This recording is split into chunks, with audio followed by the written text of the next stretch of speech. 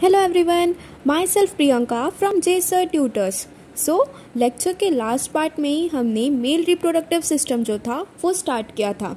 जो primary sex organ है that is testis, उसके बारे में हमने हर एक चीज़ लाइन टू लाइन डिस्कस कर ली है। So today in this lecture we are going to start और discuss about the accessory ducts and the glands which are associated with the male reproductive system. So starting with the accessory ducts. So male reproductive system में जो accessory ducts है उनमें क्या क्या आ जाते हैं? रेटा testis, Vasa efferentia, epididymis, vas deferens, ejaculatory duct and urethra. ठीक है, मतलब जितनी भी डक्ट्स मतलब जहाँ से स्पर्म का ट्रांसफ़र होगा या फिर जिसके हेल्प से स्पर्म्स जो है वो ट्रांसफ़र होंगे। तो उनमें कौन कौन से कहाँ से स्पर्म्स ट्रांसफ़र होंगे? स्पर्म्स का तो प्रोडक्शन सबसे पहली बात कहाँ पर होता है? सेमिनिफेरस ट्यूब्यूल्स में होता है। ठीक है, सो सेमिनिफेरस ट्यूब्यूल से फिर वो कहाँ जाएंगे? रेटा टेस्टिस से vasa efferentia, then epididymis, vas deferens, ejaculatory duct and then urethra के थ्रू वो फिर एक्सक्रीट आउट हो जाएंगे थ्रू द यूरेथ्रल मीटर्स और द यूरेथ्रल ओपनिंग। ठीक है, सो इसको एक बार हम लोग पहले डायग्राम से समझ लेते हैं एंड देन उसके बाद में हम फिर से थ्योरी वाले पार्ट पर आ जाएंगे। सो यहाँ पर फिगर जो है ये हम लोग ने लास्ट लेक्चर में ही एक्सप्लेन कर लिया था। ये देखो, ये जो आउटर लेयर दिख रही है ये वाली कौन सी लेयर हो गई? ट्यूनिका वजाइनलिस की लेयर हो गई एंड देन उसके बाद में ये जो टेस्टिस की कवरिंग है वो कौन सी हो गई? ट्यूनिका एल्ब्यूजिनिया हो गई। तो फाइबर्स ऑफ ट्यूनिका एल्ब्यूजिनिया जो होते हैं वो क्या करते हैं? टेस्टिस को डिवाइड करते हैं इनटू 200 to 300 टेस्टिकुलर लॉब्यूल्स।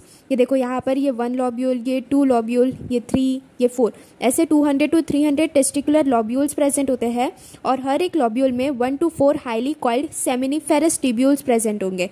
यहाँ पर देखो ये जो ऑरेंज कलर का दिख रहा है कॉइलिंग स्ट्रक्चर, ये क्या हो गया? सेमिनिफेरस ट्यूब्यूल्स हो गया। अब सेमिनिफेरस ट्यूब्यूल्स में ही स्पर्म का प्रोडक्शन हो रहा है, तो अगर सेमिनिफेरस ट्यूब्यूल्स में स्पर्म प्रोड्यूस हो रहे हैं तो उनका सबसे पहले ट्रांसफ़र कहाँ पर होगा?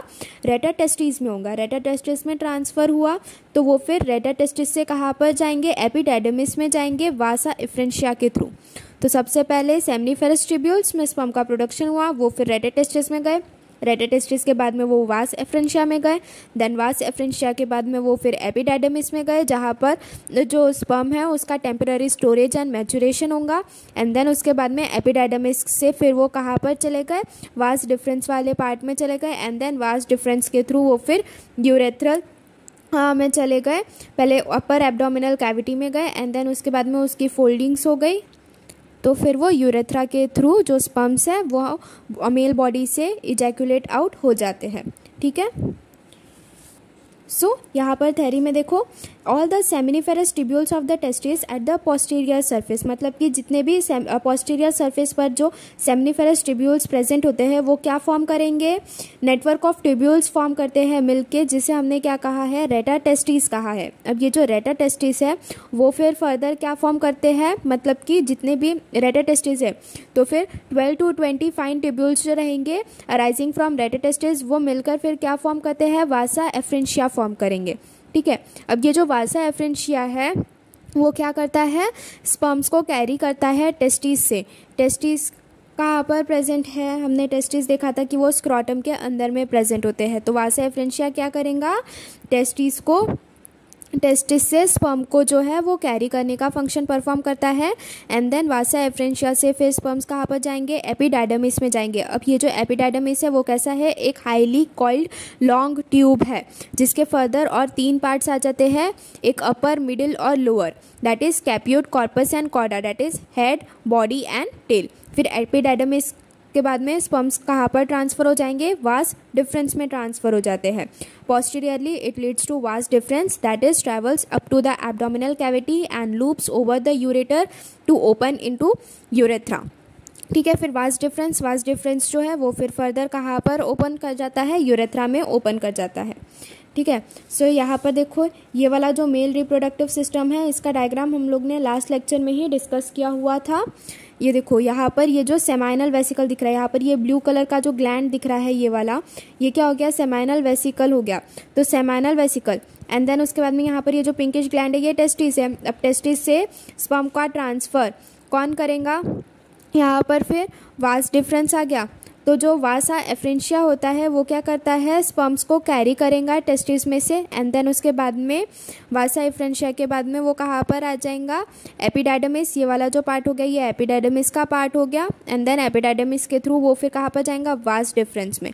तो देखो यहाँ से ये पूरा वास डिफरेंस वाला पार्ट ही रन कर रहा है। तो वास डिफरेंस मतलब कि जो सेमिनल वेसिकल का सिक्रीशन है वो फिर वास डिफरेंस के सिक्रीशन के साथ में, वास डिफरेंस से जो स्पर्म आते हैं उनके साथ में मिक्सअप हो जाता है। एंड देन उसके बाद में यहाँ पर ये जो कॉमन पॉइंट होता है seminal vesicle and vas deferens का, उसे हमने क्या कहा है, इजैकुलेटरी डक्ट कहा है, जो कि 2 सेंटीमीटर लॉन्ग होता है। देन उसके बाद में जो स्पर्म और सेमिनल वेसिकल का सिक्रीशन होता है वो फिर दोनों फर्दर साथ में पास आउट होंगे प्रोस्टेट ग्लैंड के सिक्रीशंस के साथ में, वो फिर यूरेथ्रा के थ्रू जो बॉडी से इजैकुलेट आउट हो जाते हैं, मेल बॉडी से इजैकुलेट आउट हो जाते हैं। सीमेन में क्या आ जाएगा, जो स्पर्म्स है, स्पर्म्स के साथ में जो सेमिनल वेसिकल का सिक्रीशन या फिर जितने भी ग्लैंड्स वगैरह का सिक्रीशन होता है along with sperm is known as semen. ठीक है। देन उसके बाद में यहाँ पर देखो, यहाँ पर ये एक और पॉइंट है नोट करने का कि ये वाला वास डिफरेंस हो गया।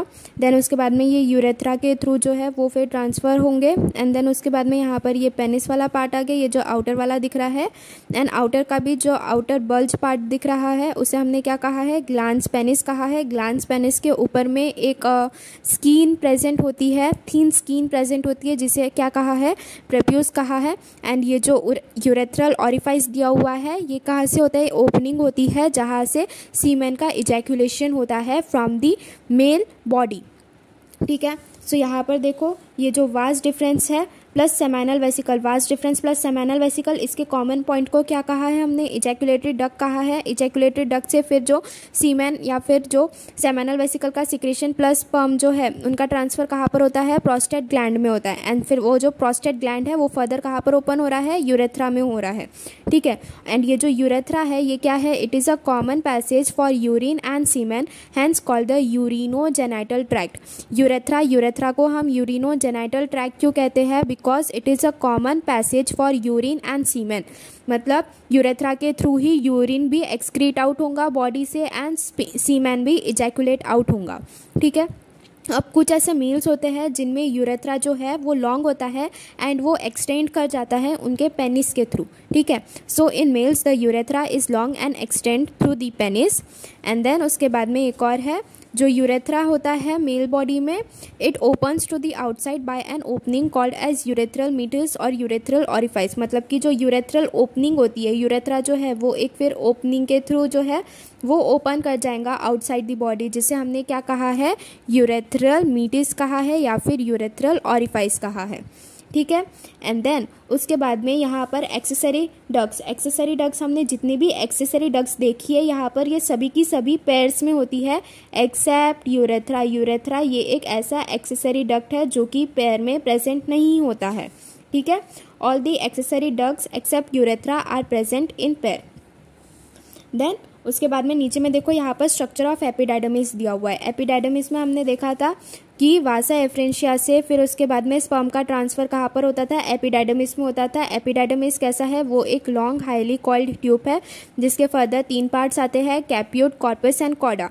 कैप्यूट अपर पार्ट हो जाता है, कॉर्पस बीच वाला that is the middle part हो जाता है, एंड नीचे वाले part that is lower part को हम क्या कहेंगे, कॉर्डा कहेंगे। सो स्ट्रक्चर ऑफ एपिडाइडमिस में देखो यहाँ पर ये टेस्टिस हो गया पिंकिश कलर का, एंड देन उसके बाद में यहाँ पर टेस्टिस है, टेस्टिस से फिर स्पर्म का प्रोडक्शन होगा। फिर स्पर्म कहाँ पर रेटा टेस्टिस, ये वाले जो एरोज दिख रहे हैं ये क्या हो गए, रेटा टेस्टिस हो गए। रेटा टेस्टिस के हेल्प से वो फिर कहाँ पर ट्रांसफ़र होंगे, एपिडाइडमिस में होंगे। ठीक है।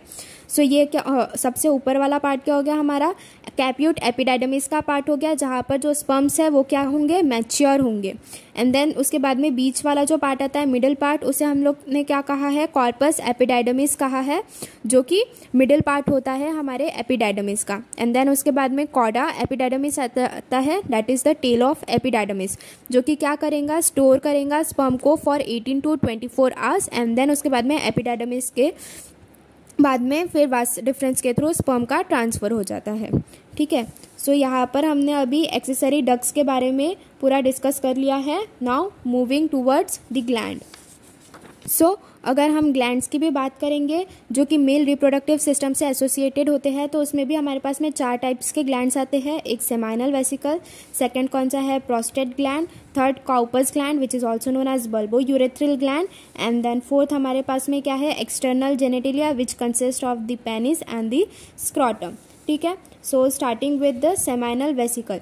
सेमाइनल वेसिकल हमने देखा है कि वो कैसा है, थोड़ा लीफ लाइक स्ट्रक्चर में प्रेजेंट होता है, ब्लू कलर का, अभी अभी हम लोग ने डायग्राम में देखा था।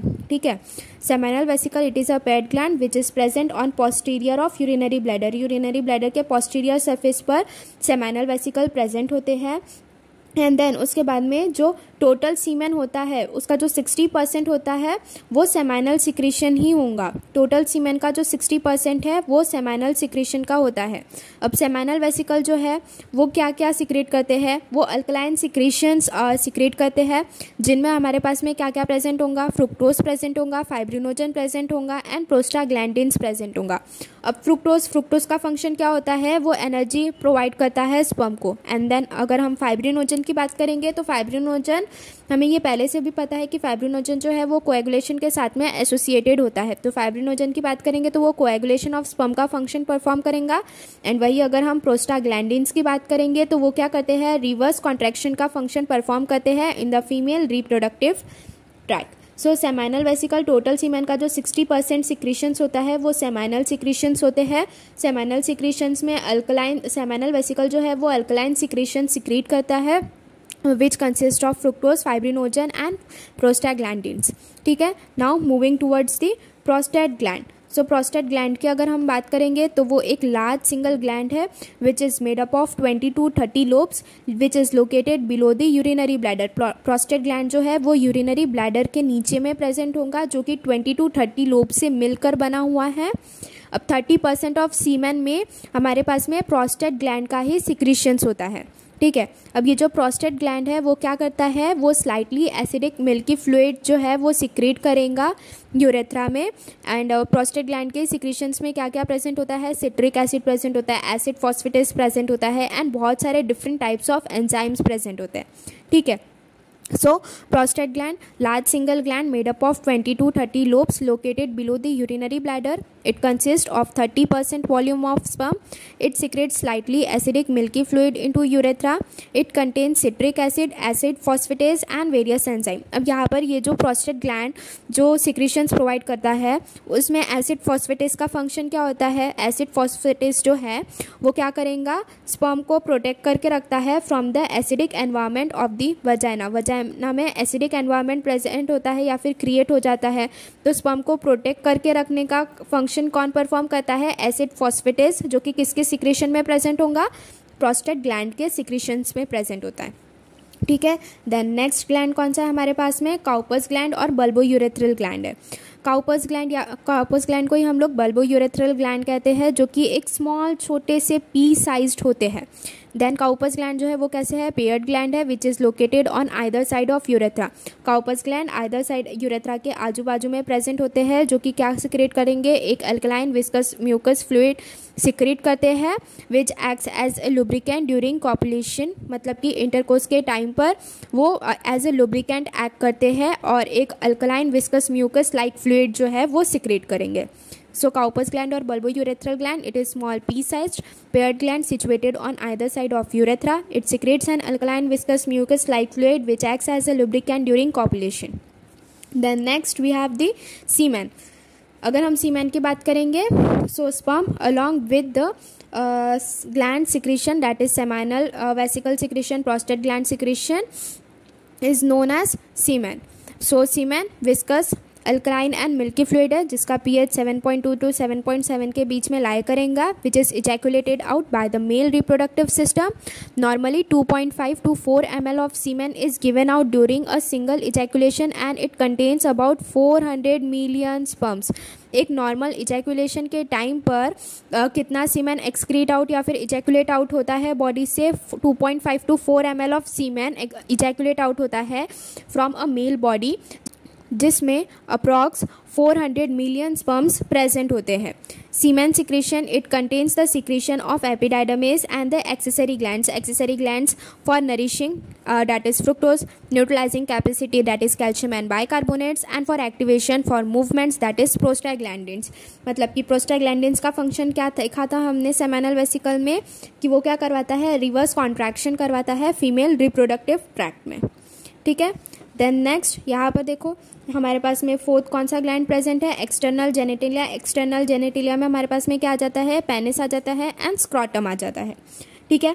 पेनिस की बात करते हैं अभी हम सबसे पहले। तो पेनिस क्या है, वो क्या है, एक मेल कॉपुलेटरी ऑर्गन है एंड देन उसका वो सिलेंड्रिकल इन शेप है एंड मस्कुलर ऑर्गन है एक, ठीक है।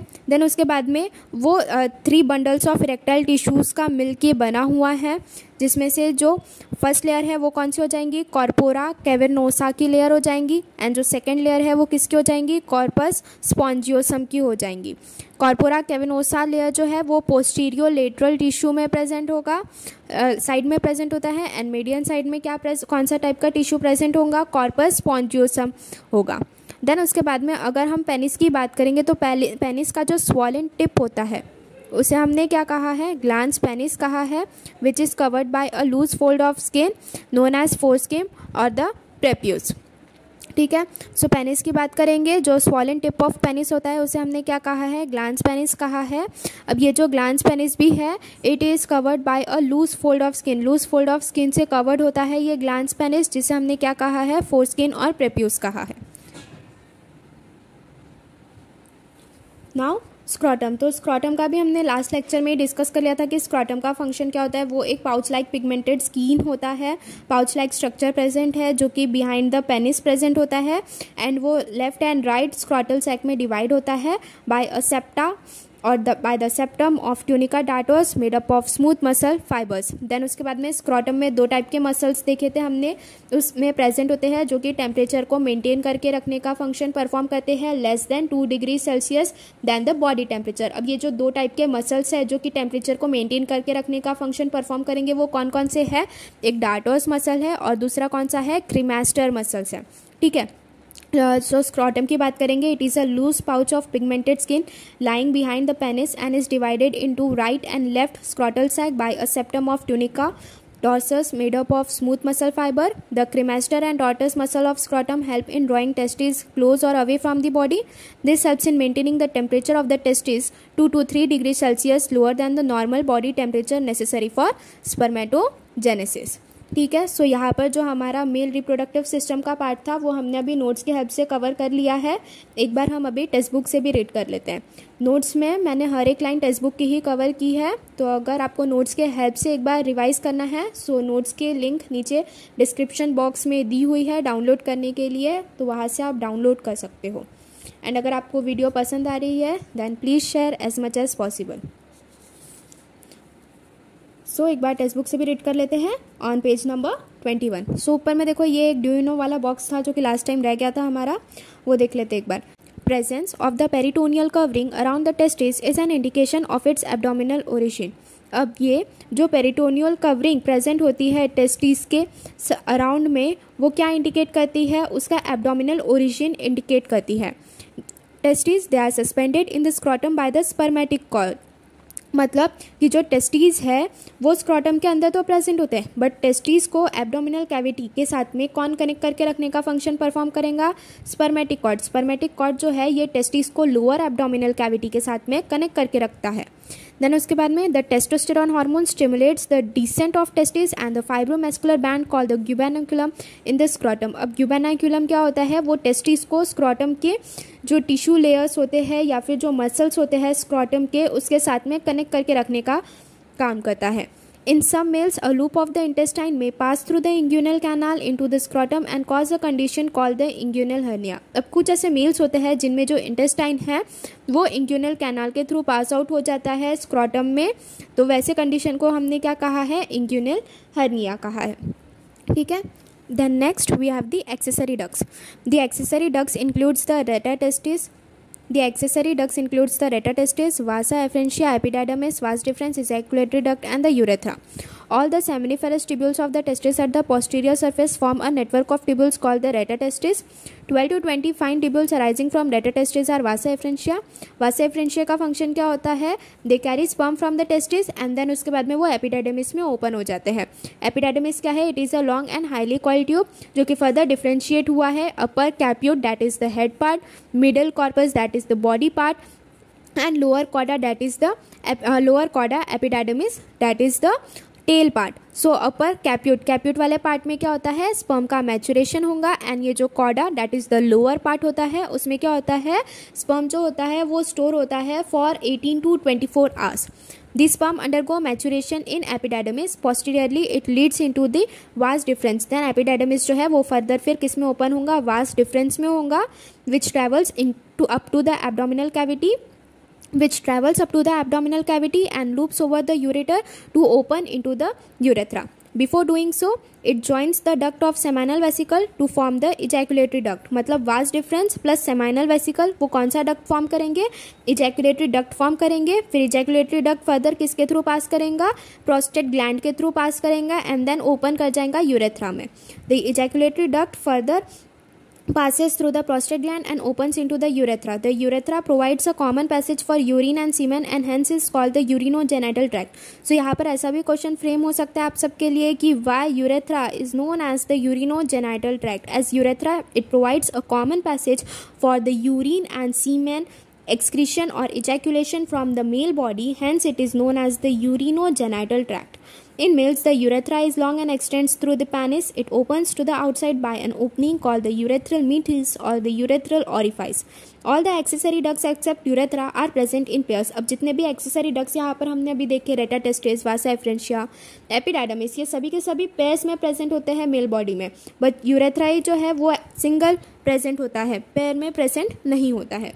So यहाँ पर हमारा जो male reproductive system था उसके जो accessory ducts थे वो complete हुआ है. Now moving towards glands. So glands, the male accessory glands are as follows. First कौन सा है? Seminal vesicle. Seminal vesicle it is a pair of gland lying on the posterior side of the urinary bladder.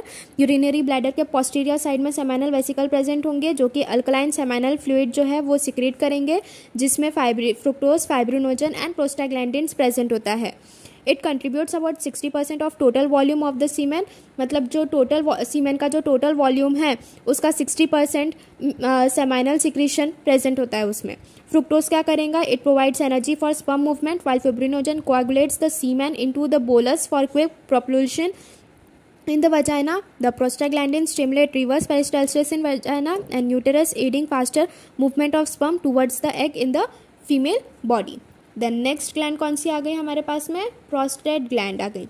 Prostate gland it is large and single gland made up of 20 to 30 lobes and is located underneath or below the urinary bladder. Prostate gland कहाँ पर present है? urinary bladder के नीचे में present है. It surrounds the urethra and releases a milky white and slightly acidic prostatic fluid into the urethra. It forms about 30% of volume of semen. It contains citric acid. Prostate gland के secretions में क्या present होता है? citric acid, acid phosphatase and various other enzymes present होते हैं. Acid phosphatase का function क्या होता है? वो स्पर्म को प्रोटेक्ट करके रखेगा from the acidic environment of the vagina. ठीक है. देन नेक्स्ट यहाँ पर देखो ये जो ऑलवेज रिमेंबर वाला बॉक्स है ये भी इंपॉर्टेंट हो जाता है. So prostate cancer is the cancer of the prostate gland. So यहाँ पर ऐसा क्वेश्चन फॉर्म हो सकता है कि what is prostate cancer as a internal question. ठीक है. Man who are over 50 years of age and have a daily high consumption of fat have an increased risk of prostate cancer. Then next हमारे पास में कौन सा gland present है? Cowper's gland और bulbourethral gland. Cowper's gland कैसा है? Small है, पी साइज्ड है एंड पेयर्ड ग्लैंड है जो कि यूरेथ्रा के आइदर साइड में प्रेजेंट होता है. ठीक है. These glands secretes an alkaline viscous mucus like fluid which acts as a lubricant during the copulation.